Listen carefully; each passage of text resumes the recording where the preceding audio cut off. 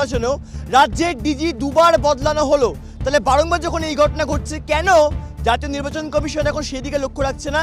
তৃণমূল কংগ্রেস বলছে বিজেপির অঙ্গুলি হেলনে নাকি এখন জাতীয় নির্বাচন কমিশন চলছে, সত্যি কি তাই? একদমই তাই। ভারতবর্ষের নিরপেক্ষ যে সংস্থাগুলো রয়েছে, যেমন নির্বাচন কমিশন তার মধ্যে একটা, এই নির্বাচন কমিশনকে সবসময় রাজনৈতিকভাবে পক্ষপাত দুষ্ট যাতে না হয় সেই দিকে নজর রাখতে হয়। কারণ নির্বাচন কমিশনই ভারতবর্ষের ভোটটা করায়।